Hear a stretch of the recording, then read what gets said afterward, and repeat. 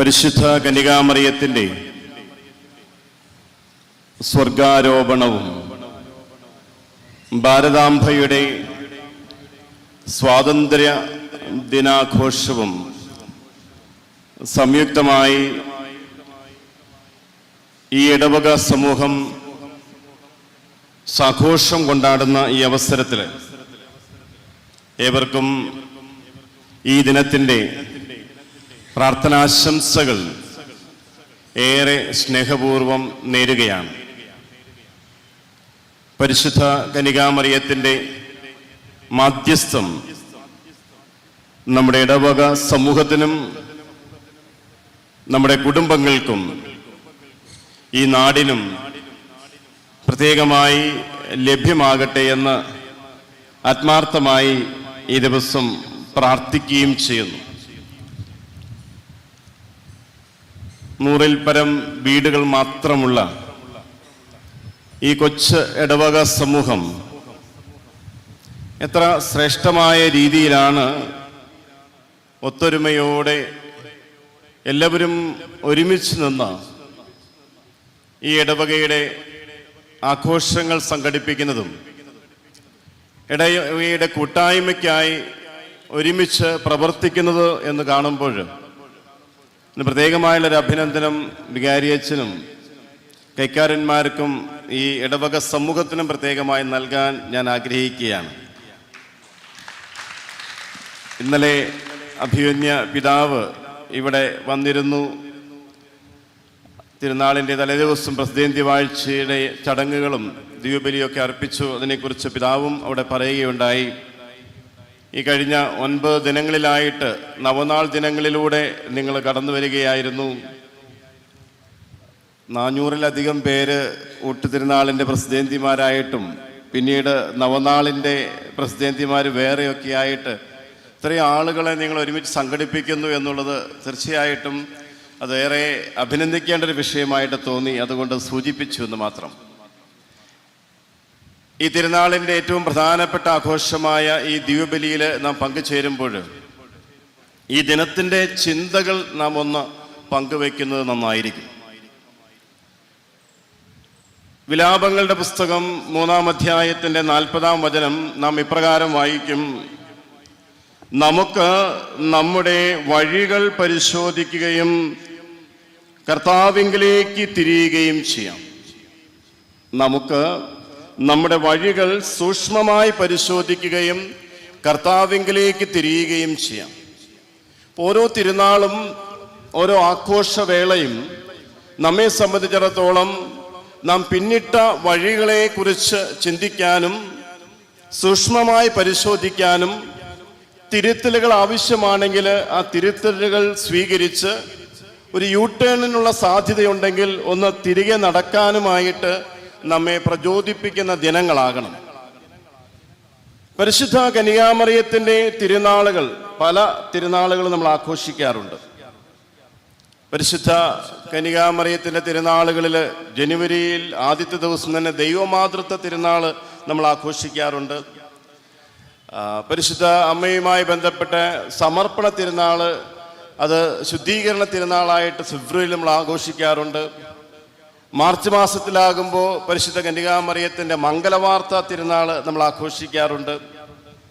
പിന്നീട് നമ്മൾ നോക്കിയാൽ സെപ്റ്റംബർ മാസത്തിലേക്ക് എത്തുമ്പോൾ പരിശുദ്ധ കന്യകാമറിയത്തിൻ്റെ ജനന തിരുനാൾ നമ്മൾ ആഘോഷിക്കും. ഡിസംബറിലേക്ക് എത്തുമ്പോൾ അമലോത്ഭവ മാതാവിൻ്റെ തിരുനാൾ നമ്മൾ ആഘോഷിക്കും.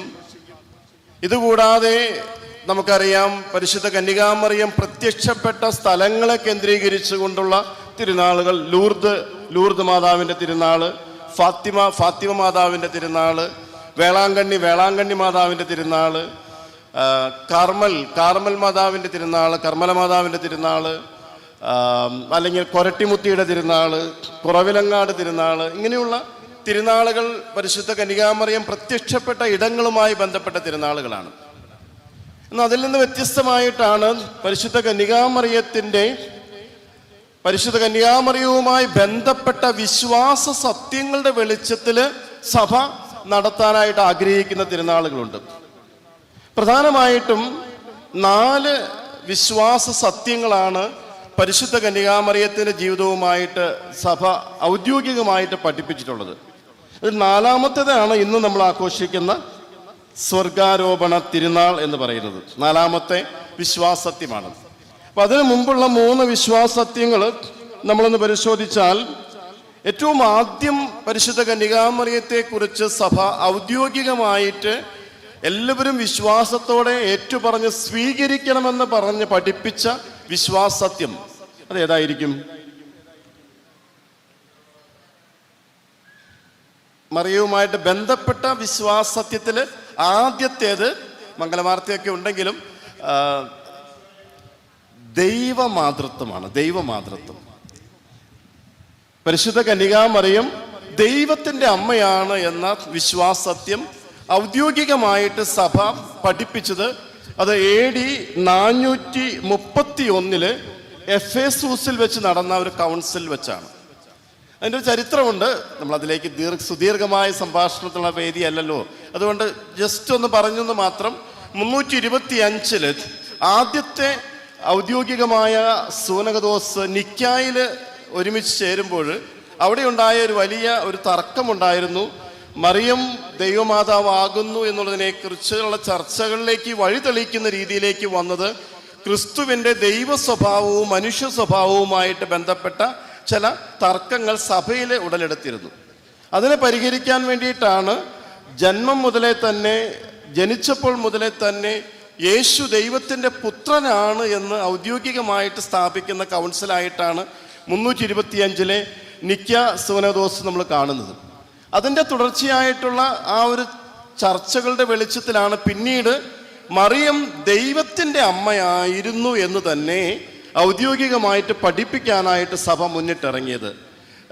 ദൈവശാസ്ത്രം പഠിക്കുന്ന സമയത്ത് ക്രിസ്തോത്തോക്കോസ്, തെയോത്തോക്കോസ് 2 ഗ്രീക്ക് പദങ്ങൾ എപ്പോഴും പറഞ്ഞു കേൾക്കാറുണ്ട്. അന്നതൊന്നും കാര്യമായിട്ട് പഠിച്ചിട്ടില്ലായിരുന്നു. പിന്നീട് പഠിപ്പിക്കാൻ വേണ്ടി പഠിക്കുമ്പോഴാണ് ഈ കാര്യങ്ങളൊക്കെ കൂടുതലായിട്ട് നമുക്ക് ഓർമ്മയിലേക്ക് വരുന്നത്. അതായത് മറിയം എന്ന് പറയുന്ന ആ ഒരു ദൈവത്തിൻ്റെ രക്ഷാകര പദ്ധതിയിൽ പങ്കുചേർന്ന പുതിയ നിയമത്തിലെ ഹവ്വ, അത് ക്രിസ്തുവായ മനുഷ്യപുത്രനായ ക്രിസ്തുവിൻ്റെ മാത്രം അമ്മയല്ല, ദൈവമായി അവതരിച്ച ദൈവത്തിൻ്റെ പുത്രൻ്റെ അമ്മയായിരുന്നു, ദൈവമാതാവായിരുന്നു. ഇതാണ് ഔദ്യോഗികമായിട്ട് സഭ പഠിപ്പിക്കാനായിട്ട് ശ്രമിച്ചത്. വിശുദ്ധ ഗ്രന്ഥങ്ങളിൽ അല്ലെങ്കിൽ സുവിശേഷങ്ങളിൽ നമ്മൾ കാണുന്നത് ഈശോയുടെ അമ്മയായ മറിയവും, ഇന്ന് നാം വായിച്ചു കേട്ട സുവിശേഷത്തിൽ അങ്ങനെയാണ് പറഞ്ഞത്. യോഹന്നാൻ അങ്ങനെ പറഞ്ഞു, ഈശോയുടെ അമ്മയായ മറിയവും അവിടെ ഉണ്ടായിരുന്നു എന്നാണ് നമ്മൾ മനസ്സിലാക്കുന്നത്. എന്നാൽ ഏലീശോ അമ്മ മറിയത്തെ കണ്ടപ്പോൾ പറഞ്ഞ എന്താണ്? എൻ്റെ കർത്താവിൻ്റെ അമ്മ എന്നെ സന്ദർശിക്കാൻ, അല്ലേ, എന്ത് ഭാഗ്യമാണ് ചെയ്തത് എന്നുള്ളതിനെക്കുറിച്ച് കർത്താവിൻ്റെ അമ്മ. അപ്പം ആദ്യമായിട്ട് എടുത്തു പറയുന്നത് കർത്താവിൻ്റെ അമ്മ എന്ന സംജ്ഞ മറിയത്തിന് നൽകുന്നത് ഏലീശോ അമ്മയാണെന്ന് നമ്മൾക്ക് വിശുദ്ധ ഗ്രന്ഥത്തിൽ നമ്മൾ എലിസബത്താണ് എന്ന് നമ്മൾ കാണുന്നുണ്ട്. അപ്പം അതേ ചിന്തയിൽ നിന്ന് തന്നെയാണ് സഭ ഔദ്യോഗികമായിട്ട് പഠിപ്പിച്ചു. എന്താണ്? എഫേസസ് കൗൺസിലിൽ മറിയം യഥാർത്ഥത്തിൽ ദൈവത്തിൻ്റെ അമ്മയാണ്. അതാണ് ഒന്നാമത്തത്. രണ്ടാമത്തത്, അതുമായി ബന്ധപ്പെട്ട അടുത്ത വിശ്വാസസത്യമായിട്ട് സഭ പഠിപ്പിച്ചത് മറിയം പുത്രനെ ഗർഭം ധരിച്ചപ്പോഴും പുത്രനെ പ്രസവിച്ചപ്പോഴും പുത്രനെ സംവഹിച്ചപ്പോഴും പുത്രനെ പാലൂട്ടിയപ്പോഴും എപ്പോഴും നിത്യകന്യകയായിരുന്നു.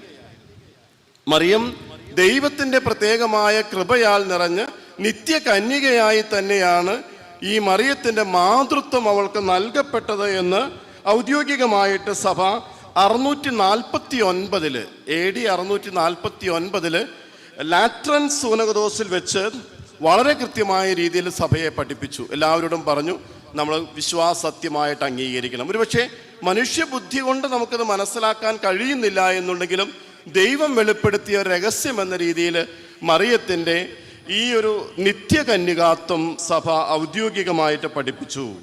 കന്യാത്വത്തിൻ്റെ സമഗ്രതയ്ക്ക് ഒരു വിധത്തിലും മങ്ങലേൽക്കാതെ തന്നെയാണ് മറിയം ജീവിച്ചത് എന്ന് സഭയുടെ ഔദ്യോഗിക പ്രബോധനമായിട്ട് നിലകൊള്ളുന്നു. മൂന്നാമത്തെ വിശ്വാസസത്യം അത് മറിയത്തിൻ്റെ അമലോത്ഭവമാണ്. മറിയം ഉത്ഭവത്തിൽ തന്നെ ദൈവത്തിൻ്റെ പുത്രനായ ലോകരക്ഷകന് ഈ ഭൂമിയിലേക്ക് അവതാരം ചെയ്യാനായിട്ട് ദൈവം തിരഞ്ഞെടുത്ത ആ ഒരു വ്യക്തിത്വം എന്ന രീതിയിൽ ദൈവം മറിയത്തിൻ്റെ ഉത്ഭവം മുതലേ തന്നെ പാപരഹിതയായി മറിയത്തെ സംരക്ഷിക്കാനായി, ഉത്ഭവത്തിലും കർമ്മത്തിലും പാപരഹിതയായി സംരക്ഷിക്കാനായി പ്രത്യേകമായി കൃപ നൽകി എന്ന് 1854 പിയൂസ് 9 മാർപ്പാപ്പയാണ് ഇന്നഫാബിലിസ് ദേവുസ് എന്ന് പറയുന്ന പ്രത്യേക തിരുവെഴുത്ത് വഴി ഔദ്യോഗികമായിട്ട് പറഞ്ഞു, മറിയം ഉത്ഭവത്തില് അമലോത്ഭവയാണ്. പിന്നീട് ഒരു 4 വർഷങ്ങൾക്ക് ശേഷം 1858 പരിശുദ്ധ കന്യകാമറിയം തന്നെ ലൂർദിൽ പ്രത്യക്ഷപ്പെട്ട അവസരത്തിൽ ആ മക്കൾക്ക് വെളിപ്പെടുത്തി കൊടുത്തൊരു വലിയ യാഥാർത്ഥ്യം ഇത് തന്നെയായിരുന്നു. എന്താണ്? ഞാൻ അമലോത്ഭവയാണ്. അപ്പൊ ഈ 3 വിശ്വാസത്യങ്ങളും കഴിഞ്ഞിട്ടാണ് 4ാമത്തെ വിശ്വാസത്യമായിട്ടുള്ള മറിയത്തിൻ്റെ സ്വർഗാരോപണം. ഈ വാക്ക് രണ്ടും രണ്ടാണ്. ഒന്ന് കർത്താവിൻ്റെ സ്വർഗാരോഹണം എന്നാണ് നമ്മൾ പറയുക, അസെൻഷൻ ഓഫ് ദ ലോർഡ്, ഈശോയുടെ സ്വർഗാരോഹണം. കർത്താവ് ഉത്തിതനായതിനു ശേഷം പിതാവിൻ്റെ സന്നിധിയിലേക്ക് തൻ്റെ സ്വന്തം ശക്തി കൊണ്ട് ദൈവത്തിൻ്റെ പുത്രൻ എന്ന നിലയിൽ സ്വയമായിട്ട് മുകളിലേക്ക് പോയി എന്ന് പറയുന്നതിന് വേണ്ടിയിട്ടാണ് അസെൻഷൻ, സ്വർഗാരോഹണം എന്ന് നമ്മൾ ഉപയോഗിക്കുക. എന്നാൽ മറിയത്തിൻ്റെ സ്വർഗാരോപണം, ആരോപണമായിട്ട് കാണരുത്, സ്വർഗാരോപണമാണ് ഒരു വാക്കാണത്, അസംഷനാണ്. മറിയത്തെ ദൈവം സ്വർഗത്തിലേക്ക് ഉയർത്തിയെടുത്തു എന്നാണ് അതിൻ്റെ പാരമ്പര്യം പറയുക. അതുകൊണ്ടാണ് പണ്ട് ഈ തിരുനാളിന് വേറൊരു പേരും കൂടി ഉണ്ടായിരുന്നു, കരേറ്റ തിരുനാൾ എന്ന് പറയുന്ന ഒരു പേരും കൂടി പണ്ടത്തെ നമ്മുടെ ആളുകളൊക്കെ പറയാറുണ്ട്, കരേറ്റ തിരുനാൾ എന്നുള്ളത്. അത് ഔദ്യോഗികമായിട്ട് സഭ പഠിപ്പിച്ചത് 1950 നവംബർ 1 12ാം പിയൂസ് മാർപ്പാപ്പയാണ് ഔദ്യോഗികമായിട്ട് പറഞ്ഞത്. മറിയത്തെ ഉത്ഭവപാപത്തിൻ്റെ എല്ലാ മാലിന്യങ്ങളിൽ നിന്നും സ്വതന്ത്രയാക്കി സൂക്ഷിച്ച ആ ഒരു നിർമ്മല കന്യകയെ അവളുടെ ഈ ലോകവാസത്തിന് ശേഷം ദൈവം എന്ത് ചെയ്തു? അവളെ ആത്മശരീരങ്ങളോടെ സ്വർഗത്തിലേക്ക് സംവഹിച്ചു, എടുത്തു എന്നുള്ളത് സഭ ഔദ്യോഗികമായിട്ട് പഠിപ്പിച്ചു. അത് തന്നെയാണ് 2ാം വത്തിക്കാൻ കൗൺസിലിൽ ലൂമൻ ജെൻസിയും ജനതകളുടെ പ്രകാശം എന്ന് പറയുന്ന ഈ പ്രബോധന രേഖയിലും വളരെ കൃത്യമായിട്ട് ഇതേ വാക്കുകളിൽ തന്നെ പറയുന്നു, ആത്മശരീരങ്ങളോടെ മറിയം ദൈവത്തിൻ്റെ സന്നിധിയിലേക്ക് എടുക്കപ്പെട്ടു. ഇപ്പോൾ ചോദിക്കും, അച്ഛാ ഇതിന് വല്ല തെളിവുണ്ടോ? നമ്മളിത് എങ്ങനെയാണ് ഇതൊക്കെ വിശ്വസിക്കുക? ഇതിനങ്ങനെയുള്ളൊരു തെളിവൊന്നും നമുക്കില്ല. പക്ഷെ വാമൊഴിയായിട്ട് ഈ പാരമ്പര്യത്തിൽ കേൾക്കുന്ന ചില സത്യങ്ങൾ, ഇത് സഭയുടെ ആദ്യ നൂറ്റാണ്ടുകളിൽ തന്നെ കേട്ടിട്ടുള്ള വാമൊഴി പാരമ്പര്യത്തിൽ നമ്മൾ പറയുന്നുണ്ട്. മറിയം കാലം ചെയ്ത സമയത്ത് തോമാസ് ലീഹ അവിടെ ഇല്ലായിരുന്നു. തോമാസ് ലീഹായ്ക്കൊരു വിശേഷ പേര് നമ്മൾ പറഞ്ഞു കൊടുക്കാറുണ്ടല്ലോ. തോമാസ് ലീഹായെ ഡൗട്ടിങ് തോമ എന്ന് പറയാറുണ്ട് അല്ലെ, സംശയിക്കുന്ന തോമ. ആ സംശയിക്കുന്ന തോമ എന്ന് പറയാൻ കാരണം ഉത്ഥാനത്തിൻ്റെ സമയത്ത്, ഉത്ഥാനത്തിന് ശേഷം യേശു പ്രത്യക്ഷപ്പെട്ടപ്പോൾ തോമാസ് ലീഹ ഇല്ലാതിരുന്നതിൻ്റെ പേരിൽ തോമാസ് ലീഹ ശാഠ്യത്തോടെ പറഞ്ഞു, എനിക്ക് വിശ്വാസമില്ല, ഞാൻ വിശ്വസിക്കണമെങ്കിൽ വീണ്ടും കർത്താവ് ഞാനുള്ളപ്പോൾ വരണം, അവൻ്റെ മുറിവുകൾ കാണണം എന്നൊക്കെ പറഞ്ഞ് ശാഠ്യം പിടിച്ച തോമാസ് ലീഹ സംശയിക്കുന്ന തോമ എന്നൊക്കെ സംശയത്തിൻ്റെ ഭാഗത്തിൽ നമ്മൾ പറയാറുണ്ടെങ്കിലും ശരിയല്ല ആ ഒരു വ്യാഖ്യാനം. എങ്കിലും തോമാസ് ലീഹായുടെ സ്വഭാവത്തിൽ ഇങ്ങനെയൊരു ശൈലി ഉണ്ടായിരുന്നു. മാതാവ് കാലം ചെയ്ത സമയത്ത് തോമാസ് ലീഹ ഇല്ലായിരുന്നു. അപ്പോൾ തോമാസ് ലീഹ തിരിച്ചു വന്നു കഴിഞ്ഞപ്പോൾ ശിഷ്യന്മാർ പറഞ്ഞു, മാതാവ് നിദ്രയിലാണ്ടു. അവർ ആ വാക്കാണ് ഉപയോഗിച്ചത്, നിദ്രയിലാണ്ടു. തോമാസ് ലീഹ ശാഠ്യത്തോടെ ചോദിച്ചപ്പോൾ പറഞ്ഞത് ഇവിടെയാണ് മാതാവിനെ അടക്കം ചെയ്തത്. തോമാസ് ലീഹ വീണ്ടും നിർബന്ധിച്ചു, കല്ലറ തുറന്നു നോക്കണം എന്ന് പറഞ്ഞു. കല്ലറ തുറന്നു നോക്കിക്കഴിഞ്ഞ് കഴിഞ്ഞപ്പോൾ അവിടെ മാതാവിൻ്റെ ആ ഭൗതിക ശരീരം അവിടെ ഇല്ലായിരുന്നു. ഇതാണ് പാരമ്പര്യം പറയുന്നത്. ഇന്നും ജെറുസലേമിൽ പോയാൽ നമുക്ക് അവിടെ ഡൊർമീഷ്യൻ ആബി എന്ന പേരിൽ, ഡൊർമീഷ്യൻ ഉറങ്ങിയ ഇടം എന്നാണ്, ഡൊർമീരെ എന്നുള്ള വാക്കിൻ്റെ അർത്ഥം ടു സ്ലീപ്പാണ്. മറിയം ഉറങ്ങിയ സ്ഥലം എന്ന പേരിൽ ഇപ്പോഴും നമുക്ക് ആ ഒരു ചെറിയൊരു ചാപ്പലും ആ പ്രദേശവും നമുക്ക് കാണാനായിട്ട് കഴിയുന്നുണ്ട്. അപ്പോൾ ആദിമ നൂറ്റാണ്ട് മുതലേ തന്നെ വളരെ ശക്തമായിട്ടുള്ളൊരു പാരമ്പര്യം ഉണ്ടായിരുന്നു. മറിയം ആത്മശരീരങ്ങളോടെ സ്വർഗത്തിലേക്ക് എടുക്കപ്പെട്ടു. ഒരു പക്ഷേ ഉത്ഥാനത്തെക്കുറിച്ചുള്ള നമ്മുടെ ചിന്തകളിലേക്ക് വരുമ്പോൾ മനുഷ്യൻ ഉത്ഥിതനാകുന്ന സമയത്ത് എങ്ങനെയായിരിക്കും മനുഷ്യൻ്റെ ശരീരവും ആത്മാവും ഒരുമിച്ചാണോ ഉത്ഥാനം ചെയ്യപ്പെടുക, അല്ലെങ്കിൽ ശരീരത്തിലേക്ക് ആത്മാവ് കടന്നു വരുമോ എന്നൊക്കെയുള്ള ചോദ്യങ്ങൾ പല രീതിയിൽ മനുഷ്യരുടെ ഇടയിൽ ഉണ്ടായപ്പോഴാണ് പൗലോസ്ലീഹ കൊറിന്തോസിലെ സഭയ്ക്ക് എഴുതിയ ലേഖനത്തിൽ വളരെ കൃത്യമായിട്ട് പറഞ്ഞു, മനുഷ്യ, വിതയ്ക്കുന്നതല്ലല്ലോ നീ കൊയ്യുന്നത്. വിതയ്ക്കുന്നതാണോ കൊയ്യുന്നത്? അല്ലേ? ഒരു ഗോതമ്പ് മണി നിലത്ത് വീണ് അത് അഴിഞ്ഞ് അതിൽ നിന്ന് പുതിയ നാമ്പുകളുണ്ടായി വേറെ രീതിയിലേക്ക് വരുന്ന പോലെ തന്നെയാണ് മർത്യൻ്റെ ശരീരത്തിന് എന്ത് സംഭവിക്കുമെന്ന് പറയാനായിട്ട് നമുക്ക് ആർക്കും സാധിക്കുകയില്ല. പക്ഷെ മറിയത്തിൻ്റെ കാര്യത്തിൽ വളരെ കൃത്യമായിട്ട് നമ്മൾ മനസ്സിലാക്കുന്നത് ശരീരവും ആത്മാവും ഒരുപോലെ ദൈവത്തിൻ്റെ സന്നിധിയിലേക്ക് എടുക്കപ്പെട്ടു. മറിയത്തിൻ്റെ ശരീരം ഈ ഭൂമിയിൽ കിടന്ന് അഴുകാനായിട്ട് ദൈവം അനുവദിച്ചില്ല എന്നുള്ളതാണ് സഭ ഔദ്യോഗികമായിട്ട് പഠിപ്പിക്കുന്ന വിശ്വാസ സത്യമായിട്ട് നമുക്കുള്ളത്. പ്രിയമുള്ളവരെ, ഞാൻ ഇത്രയും ഒന്ന് സൂചിപ്പിച്ചത് ഇത്തരം കാര്യങ്ങളെക്കുറിച്ചുള്ള ഒരു പ്രബോധനങ്ങൾ എന്ത് പറയുന്നു, സഭ എന്ത് പറയുന്നു എന്നുള്ളതിനെക്കുറിച്ച് നമുക്കൊന്ന് മനസ്സിലാക്കാൻ വേണ്ടിയിട്ടാണ്. എന്താണ് ഈ സ്വർഗാരോപണ തിരുനാളിൻ്റെ ദിനത്തിൽ നമുക്ക് ചിന്തിക്കാനുള്ളത്? നമ്മളും ഇത്തരത്തിൽ ദൈവത്തിൻ്റെ സന്നിധിയിലേക്കുള്ളൊരു യാത്ര നടത്തുന്നവരാണ് നാം. നമ്മുടെ ആരുടെയും ഇവിടെയുള്ള ഭൂമിയിലെ ജീവിതം എന്ന് പറയുന്നത് ശാശ്വതമായുള്ളൊരു ജീവിതമല്ല. ഇപ്പോൾ വിദേശങ്ങളിൽ ജോലി ചെയ്യുന്നവർ പറയും, എന്താണ്, എനിക്ക് വിസയുണ്ട്. എവിടേക്ക്? വിദേശത്തേക്ക് പോകാനായിട്ട് അവിടെ വിസയുണ്ട്. അപ്പോൾ അതുകൊണ്ട് ഞാൻ അവിടുത്തെ വിസയുള്ളിടത്തോളം കാലം അവിടെ എനിക്ക് ജോലി ചെയ്യാം. ഇനി ചില പറയും, എനിക്ക് അവിടെ സിറ്റിസൺഷിപ്പ് ഉണ്ട്, അവിടുത്തെ ആ ഒരു രാജ്യത്ത് താമസിക്കാനായിട്ട് എനിക്ക് അവിടുത്തെ അനുവാദം എനിക്ക് കിട്ടിയിട്ടുണ്ട്, ഞങ്ങളുടെ പൗരത്വം അവിടെയുണ്ട്.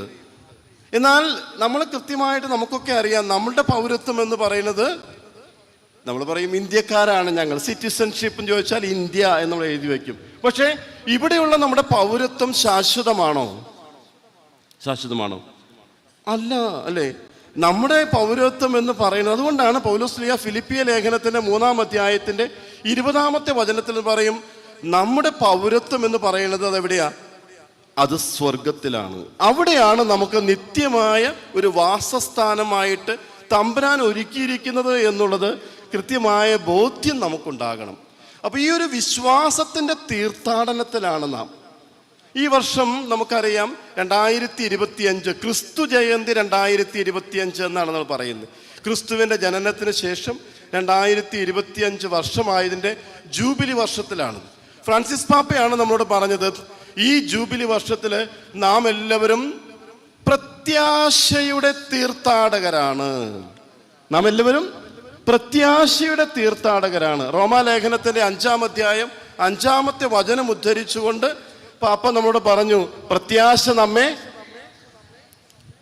നമ്മെ ഒരിക്കലും നിരാശരാക്കുന്നില്ല. അല്ലേ? ഇത് നമ്മൾ ക്രിസ്ത്യാനി കൃത്യമായിട്ട് ബോധ്യപ്പെടേണ്ട ഒരു കാര്യമാണ്. എൻ്റെ ജീവിതത്തിൽ എൻ്റെ ഈ ഒരു ജീവിതയാത്രയിൽ, ഈ ഒരു തീർത്ഥയാത്രയായിട്ട് ജീവിതത്തെ കാണുമ്പോൾ സ്വർഗമാകുന്ന ആ ഒരു വലിയ സങ്കേതത്തിലേക്ക്, ദൈവത്തിൻ്റെ സന്നിധിയിലേക്കുള്ള തീർത്ഥയാത്രയുടെ ഒരുക്ക കാലഘട്ടം മാത്രമാണ് ഇവിടെ. അല്ലെ? പണ്ടത്തെ നമ്മുടെ ധ്യാനങ്ങളിലൊക്കെ എത്ര സുന്ദരമായിട്ട് നമ്മൾ പാടാറുള്ളൊരു പാട്ടുണ്ടല്ലോ, അക്കരയ്ക്ക് യാത്ര ചെയ്യും സിയോൻ സഞ്ചാരി. അതിൻ്റെ 2-ാമത്തെ സ്റ്റാൻസ വളരെ അർത്ഥവത്തായ ഒരു സ്റ്റാൻസയായിരുന്നു. എന്താണ്? എൻ്റെ ദേശം ഇവിടെയല്ല, ഇവിടെ ഞാൻ പരദേശവാസിയല്ലോ, അക്കരയാണൻ ശാശ്വത നാട്, അവിടെ എനിക്കൊരുക്കിയ ഭവനമുണ്ട്. അല്ലേ? അവിടെ എനിക്ക് ഒരുക്കിയൊരു ഭവനത്തിലേക്ക് ഞാൻ ആ ഭവനത്തെ ലക്ഷ്യം വെച്ചുകൊണ്ട് ഈ ഭൂമിയിൽ എൻ്റെ യാത്ര നടത്തണം എന്നുള്ളതാണ് നാം മനസ്സിലാക്കേണ്ടത്. നാം വായിച്ചു കേട്ട ആദ്യത്തെ വായന പുറപ്പാട് പുസ്തകത്തിൽ നിന്നായിരുന്നു. പുറപ്പാട് പുസ്തകത്തിലെ ആദ്യ വായനയിൽ നാം ശ്രവിച്ചത്, മോശ ഈ ഇസ്രായേൽ ജനത്തെ 15-ാം അധ്യായത്തിൻ്റെ 11 മുതൽ 17 വരെയുള്ള വാക്യങ്ങളിലൂടെ നമ്മൾ കടന്നുപോയപ്പോൾ നമ്മൾ മനസ്സിലാക്കി, ഇസ്രായേൽ ജനത്തെ ഈജിപ്തിൻ്റെ അടിമത്തത്തിൽ നിന്ന് അവർ നടത്തുന്നൊരു തീർത്ഥയാത്രയായിരുന്നു. ഇവിടേക്ക് കാനാൻ ദേശത്തേക്കുള്ളൊരു യാത്രയായിരുന്നു. ആ കാനാൻ ദേശത്തേക്കുള്ള യാത്രയിൽ അവർക്ക് പല പ്രശ്നങ്ങളുണ്ടായിരുന്നു, പല പ്രതിസന്ധികളുണ്ടായിരുന്നു അല്ലേ. അവർക്ക് മരുഭൂമിയിൽ വെള്ളമില്ലാത്ത അവസ്ഥ, ഭക്ഷണമില്ലാത്ത അവസ്ഥ, മാംസം കിട്ടാത്ത അവസ്ഥ, ഇങ്ങനെയുള്ള കുറേയേറെ പ്രതിസന്ധികളിലൂടെ കടന്നു പോയപ്പോഴും മോശ അവരോട് കൃത്യമായിട്ട് പറഞ്ഞു, ഈ മരുഭൂമിയിലൂടെയുള്ള യാത്രയിൽ നമ്മെ നയിച്ചത് ആരാണ്? സർവശക്തനായ യഹോവ തന്നെയാണ്. കാരുണ്യത്തോടുകൂടെയാണ് അവിടുന്ന് നമ്മെ നയിച്ചത്. ചെങ്കടൽ കടന്ന് അവര് സുരക്ഷിതമായ സ്ഥലത്തെത്തിയപ്പോൾ ഈജിപ്തിലെ ശത്രുക്കളെല്ലാം ആ ചെങ്കടലിൽ വെച്ച് ദൈവം നശിപ്പിച്ചതിന് ശേഷം മോശ സന്തോഷത്തോടെ കീർത്തനം ആലപിച്ചതിൻ്റെ ഭാഗമാണ് നമ്മൾ ശ്രവിച്ചത്. മോശ അവരോട് പറഞ്ഞു, മക്കളെ, നിങ്ങൾ നിങ്ങളുടെ ദൈവമായ കർത്താവിനെ പരീക്ഷിക്കരുത്. അവിടുന്ന് ആശ്രയിച്ച് അവിടുന്ന് നയിക്കുന്ന വഴിയിലൂടെ നിങ്ങൾ നയിക്കപ്പെട്ടാൽ സുനിശ്ചിതമായ ലക്ഷ്യത്തിലേക്ക് നിങ്ങൾ എത്തിച്ചേരും. നമ്മുടെ ഈ ഭൂമിയിലെ തീർത്ഥാടനത്തിലും പ്രയാസങ്ങളും പ്രതിസന്ധികളും ഒക്കെ നമുക്കൊക്കെ നേരിടേണ്ടതായിട്ട് വരും. ആ സമയത്ത് ലക്ഷ്യം മറക്കാതെ നമ്മെ നയിക്കുന്ന ദൈവത്തിൽ ആശ്രയിച്ച് മുന്നോട്ട് പോകണമെന്നുള്ള ഓർമ്മപ്പെടുത്തൽ ഇന്നത്തെ പുറപ്പാട് വായനയിൽ നിന്ന് നാം മനസ്സിലാക്കുകയുണ്ടായി. അതുതന്നെ രണ്ടാമത്തെ വായനയിലേക്ക് വന്നപ്പോൾ റോമാലേഖനത്തിൽ പൗലോസ്ലീഹായും ആ റോമായിലെ സഭയെ എപ്രകാരമാണ് താൻ നോക്കിക്കാണുന്നത്, അവർക്കുള്ള ക്രിസ്തുവിലുള്ള വിശ്വാസം ആരൊക്കെ അവരെ പലതരത്തിലുള്ള തെറ്റായ പ്രബോധനങ്ങളിലൂടെ നയിച്ചാലും നിങ്ങൾ കൃത്യമായ രീതിയിൽ മുന്നോട്ട് പോകണമെന്നുള്ള ഓർമ്മപ്പെടുത്തലാണ് ഇന്നത്തെ ലേഖനത്തിലും നമുക്ക് നൽകപ്പെട്ടത്. മൂന്നാമത്തെ ഇന്നത്തെ സുവിശേഷ വായനയിൽ നമുക്ക് ഏവർക്കും ഏറെ സുപരിചിതമായ ഒരു സുവിശേഷ ഭാഗമാണ് കാനായിലെ കല്യാണ വിരുന്ന് അല്ലേ. അത് എല്ലാ കല്യാണങ്ങൾക്കും കൃത്യമായിട്ട് വായിക്കുന്ന ഒരു വചനഭാഗമാണ്. പല രീതിയിലുള്ള വ്യാഖ്യാനങ്ങൾ നമ്മളവിടെ കേൾക്കാറുമുണ്ട്. എന്നാൽ നമ്മൾ മനസ്സിലാക്കേണ്ട ഒരു കാര്യം, പരിശുദ്ധ കന്യകാമറിയം യേശുവിൻ്റെ പ്രേക്ഷിത യാത്രയിൽ പരസ്യ ജീവിതത്തിൻ്റെ ആരംഭം മുതൽ അവസാനം വരെ ഈ അമ്മ ഈ മകനോട് ചേർന്ന് നിന്നിരുന്നു. അതുകൊണ്ട് ഈ അമ്മയ്ക്ക് ഈ മകൻ്റെ അടുത്തുള്ള സ്വാതന്ത്ര്യവും ഈ മകനോട് ഈ അമ്മയ്ക്കുണ്ടായിരുന്ന ആ ഒരു അടുപ്പവും ഈ അമ്മ പറയുന്ന കാര്യങ്ങൾക്ക് ഒരു വീഴ്ചയും കൂടാതെ ഈ മകൻ ഇടപെടുമെന്നുള്ള ഒരു പൂർണ്ണ ഒരു ഉറപ്പ് പരിശുദ്ധ കന്യകാമറിയത്തിനുള്ളത് നമുക്ക് വ്യക്തമാക്കപ്പെടുന്ന സുവിശേഷ ഭാഗമാണ് കാനായിലെ കല്യാണ വിരുന്ന്. അവരുടെ കുറവുകളെ ആരും പറയാതെ കണ്ടറിഞ്ഞ് പ്രവർത്തിക്കുന്ന അമ്മ ആ മകനോട് ആവശ്യപ്പെടുന്നത് ഈ കുറവുകളെ പരിഹരിക്കാൻ ഇടപെടാനാണ്. അതുകൊണ്ട് കർത്താവ് നമ്മളോട് പറഞ്ഞു, കുരിശിൻ ചുവട്ടിൽ വെച്ച്, യോഹന്നാൻ തന്നെ വീണ്ടും പറഞ്ഞു, കുരിശിൻ ചുവട്ടിൽ വെച്ച് യോഹന്നാനെ ചൂണ്ടിക്കാണിച്ചുകൊണ്ട് അമ്മയെ നോക്കിയിട്ട് പറഞ്ഞു, ഇതാ നിന്റെ മകനെന്നും ഇതാ നിന്റെ അമ്മ എന്നും പറഞ്ഞതിലൂടെ മനുഷ്യകുലം മുഴുവനും വേണ്ടിയിട്ടുള്ള അമ്മ സ്ഥാനത്തേക്ക് പരിശുദ്ധ കന്യകാമറിയത്തെ യേശു ഉയർത്തി തരികയായിരുന്നു. അതുകൊണ്ട് ഈ തിരുനാൾ ആഘോഷിക്കുമ്പോൾ നാം നമ്മുടെ ഹൃദയത്തിലേക്ക് സ്വീകരിക്കേണ്ട സന്ദേശം, ഈ അമ്മ എൻ്റെ ജീവിതത്തിലെ സന്തത സഹചാരിയായി കൂടെയുള്ളിടത്തോളം കാലം ഞാൻ ഒന്നിനെയും ഭയപ്പെടേണ്ട ആവശ്യമില്ല എന്നുള്ള വലിയ ഒരു സത്യത്തിലേക്ക് ഈ തിരുനാൾ നമ്മെ നയിക്കുന്നുണ്ട്. അപ്പോൾ ഈ ഭൂമിയിലെ തീർത്ഥാടകരായ നമുക്ക് ഈ പരിശുദ്ധ അമ്മയോട് ചേർന്നുകൊണ്ട് ഈ തീർത്ഥാടനം നിർവഹിക്കാനായിട്ട് നമ്മെ പ്രത്യേകമായി പ്രചോദിപ്പിക്കുന്ന ഒരു ദിനമായിട്ട് ഈ സ്വർഗാരോപണ തിരുനാൾ മാറുന്നു എന്നുള്ളതാണ് ഇതിൻ്റെ പ്രധാനപ്പെട്ട സന്ദേശമായിട്ട് അച്ഛന് പങ്കുവെക്കാനുള്ളത്. രണ്ടാമത്തെ ചിന്തയിലേക്ക് വരുമ്പോൾ അത് ഈ നാടുമായി ബന്ധപ്പെട്ട ചിന്തയാണ്. നമുക്കറിയാം, നമ്മുടെ ഭാരതം സ്വാതന്ത്ര്യം പ്രാപിച്ചതിൻ്റെ 79-ാം വർഷത്തിലേക്ക് നമ്മൾ പ്രവേശിക്കുകയാണ്. 78 വർഷം പിന്നിട്ട് കഴിഞ്ഞു. ഏകദേശം 200 വർഷത്തോളം വൈദേശിക അടിമത്തത്തിൻ്റെ കീഴിലായിരുന്ന ഈ ഭാരതത്തിലെ ജനതയ്ക്ക് മഹാത്മാഗാന്ധിയെ പോലെയുള്ള ധീരരായിട്ടുള്ള സ്വാതന്ത്ര്യ സമര സേനാനികളുടെ നേതൃത്വത്തിന് കീഴിൽ ഭാരതം സ്വാതന്ത്ര്യം പ്രാപിച്ചു എന്നുള്ളത് അതൊരു വലിയ സന്തോഷത്തിൻ്റെ വാർത്തയാണ്. പക്ഷേ ഈ ഒരു സ്വാതന്ത്ര്യം ശരിയായ രീതിയിലാണോ ഇന്ന് നാം അനുഭവിക്കുന്നത് എന്ന് ചോദിച്ചാൽ, ഈ സ്വാതന്ത്ര്യത്തിന് വിലങ്ങുതടിയായ രീതിയിലേക്കുള്ള സാഹചര്യങ്ങൾ ഏറെ സൃഷ്ടിക്കപ്പെടുന്നു എന്ന വേദനിപ്പിക്കുന്ന ഓർമ്മയും നമുക്കുണ്ട്. 2 വർഷം മുൻപ് 2023 ഓഗസ്റ്റ് 15-ാം തീയതി ഇതേ സമയത്ത് ഞാൻ അന്ന് ചാലക്കുടി പള്ളിയിലെ വികാരിയായിരിക്കുന്ന സമയത്ത് ചാലക്കുടി സൗത്ത് ജംഗ്ഷനിൽ ഓവർ ബ്രിഡ്ജിൻ്റെ താഴെ ഒരു ചെറിയ സ്റ്റേജ് കെട്ടി ഞാൻ അന്നേ ദിവസം അവിടെ ഒറ്റയ്ക്ക് ഉപവാസം ഇരുന്ന ആളാണ്. 2023 ഓഗസ്റ്റ് 15 ഞാൻ സൗത്ത് ജംഗ്ഷനിൽ ആ മേൽപ്പാലത്തിന് താഴെ അവിടെ ഒറ്റയ്ക്ക് ഉപവാസം ഇരുന്നു. കുറേ ആളുകൾ എന്നെ സപ്പോർട്ട് ചെയ്യാൻ വന്നിരുന്നു എന്നുള്ള വേറൊരു കാര്യം. അതിനുണ്ടായ സാഹചര്യം മണിപ്പൂരിലെ ആ ഒരു വലിയ വർഗീയ പ്രശ്നത്തിൻ്റെ മുൻപിൽ, ആ ഒരു ട്രൈബൽ കോൺഫ്ലിക്റ്റിൻ്റെ മുൻപിൽ ക്രൈസ്തവർ സംഘടിതമായി ആക്രമിക്കപ്പെടുന്ന ഒരു സാഹചര്യത്തിൽ നമ്മുടെ പ്രധാനമന്ത്രി അവർക്ക് വേണ്ട സംരക്ഷണം ഒരുക്കാത്തതിൽ പ്രതിഷേധിച്ചുകൊണ്ടും ഈ നാട് അനുഭവിക്കുന്ന ദുരവസ്ഥയ്ക്ക് എൻ്റെതായ ഒറ്റയാൾ പ്രതിഷേധമാണെങ്കിൽ അത് ചെയ്യാൻ വേണ്ടിയിട്ടാണ് അന്ന് ഞാൻ ഇറങ്ങിയത്. എൻ്റെ പള്ളിയിൽ ഞാൻ അന്ന് പതാക ഉയർത്തിയില്ല. കുറേ സ്വാതന്ത്ര്യ സമര സേനാനികളും ദേശഭക്തരുമായ ആളുകൾ എന്നോട് പറഞ്ഞു, അച്ഛൻ ചെയ്യുന്നത് ശരിയല്ല എന്ന് പറഞ്ഞു. ഞാൻ പറഞ്ഞു, എൻ്റെ ശരി എന്നെ നിർബന്ധിക്കുന്നു ഇത് ചെയ്യാതിരിക്കാൻ. കാരണം ഈ പതാക ഉയർത്തി എല്ലാ ഭാരതീയരും എൻ്റെ സഹോദരി സഹോദരന്മാരാണ് എന്ന് എൻ്റെ മനസ്സുകൊണ്ട് പറയാനായിട്ട് അംഗീകരിക്കാനായിട്ട് കഴിയാത്ത ഒരു സാഹചര്യത്തിൽ ഇത് ഉയർത്തുന്നതിൽ എനിക്കതിന് വലിയ അർത്ഥം തോന്നുന്നില്ല എന്ന് പറഞ്ഞുകൊണ്ടാണ് ഞാനത് സംഘടിപ്പിച്ചത്. പ്രിയമുള്ളവരെ, കഴിഞ്ഞ ഞായറാഴ്ചയിൽ നമ്മുടെ രൂപതാ തലത്തിൽ വലിയൊരു പ്രതിഷേധം നമ്മൾ നടത്തിയായിരുന്നു അല്ലേ? നമുക്കറിയാം അതെന്തിനു വേണ്ടിയിട്ടായിരുന്നു. ഈ ഭാരതത്തിൻ്റെ ഭരണഘടന നമുക്ക് നൽകുന്ന സ്വാതന്ത്ര്യം അത് നിഷേധിക്കുന്നതിനെതിരെ ശക്തമായൊരു പ്രതിഷേധം നമ്മൾ നടത്തി. അത് നടന്നുകൊണ്ടേയിരിക്കുകയാണ്. കാരണം ഈ ഭാരതം എന്ന് പറയുന്നത് ഈ 140 കോടി ജനങ്ങളുള്ള ഈ ഒരു ഭാരതത്തിൻ്റെ ഒരു സാഹചര്യം ഏറ്റവും വലിയ ജനാധിപത്യ രാജ്യമാണെന്ന് അവകാശപ്പെടുമ്പോഴും ഇവിടെ ഇതര മതവിശ്വാസികളെ പീഡിപ്പിക്കുകയും ഞാനൊരു മതചിഹ്നമായിട്ടുള്ള വസ്ത്രം ധരിക്കുകയോ കുരിശ് ധരിക്കുകയോ വിശുദ്ധ ഗ്രന്ഥം കയ്യിലേന്തുകയോ ചെയ്യുമ്പോൾ അത് കണ്ട് ഹാലിളകുന്ന ഒരു വർഗീയ തീവ്ര സ്വഭാവമുള്ള ആളുകൾ വളർന്നു വരികയും അവരുടെ ആക്രമണങ്ങളുടെ മുൻപിൽ ഭരണ നേതൃത്വത്തിൽപ്പെട്ട ആളുകൾ മൗനാനുവാദം നൽകുകയും ചെയ്യുന്നുണ്ടോ എന്നുള്ള സംശയം എന്നെയും നിങ്ങളെയും വല്ലാതെ അസ്വസ്ഥപ്പെടുത്തുന്നുണ്ട്.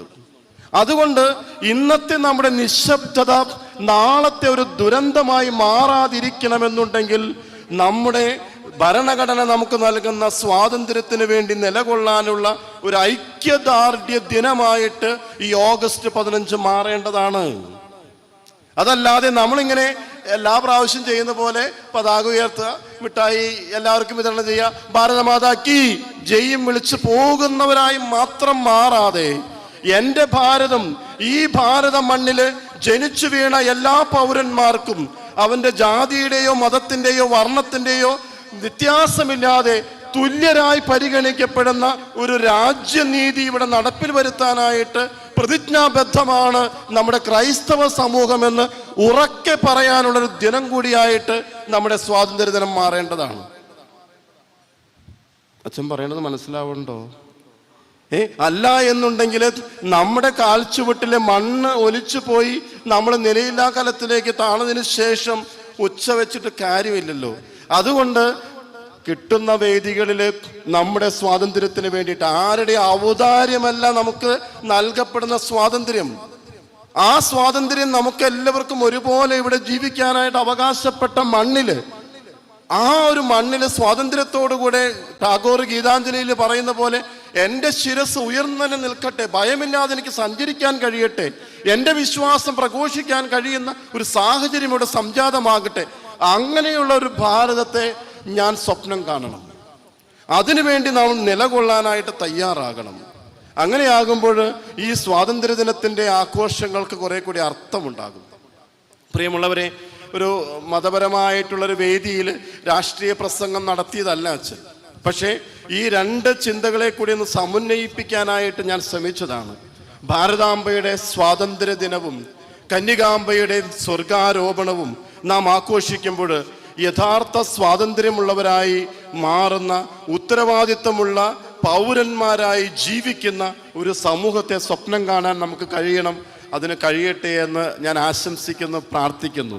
ഈ കൊച്ചു ഇടവക സമൂഹം ഒറ്റക്കെട്ടായി ഒരുമിച്ച് നിന്ന് നടത്തുന്ന ഇത്രയും ആത്മീയ ആഘോഷങ്ങളും ഭൗതികമായ ആഘോഷങ്ങളും സമന്വയിപ്പിച്ചുകൊണ്ട് കൂടുതൽ തീക്ഷ്ണതയോടുകൂടെ ഈ ഒരു തീർത്ഥയാത്രയിൽ മുന്നോട്ട് പോകാൻ നിങ്ങളോടൊപ്പം ഞങ്ങളും ഉണ്ടാകുമെന്ന് പ്രത്യേകമായിട്ട് എടുത്ത് പറഞ്ഞുകൊണ്ട് എൻ്റെ വാക്കുകൾ ഞാൻ ഉപസംഹരിക്കുന്നു.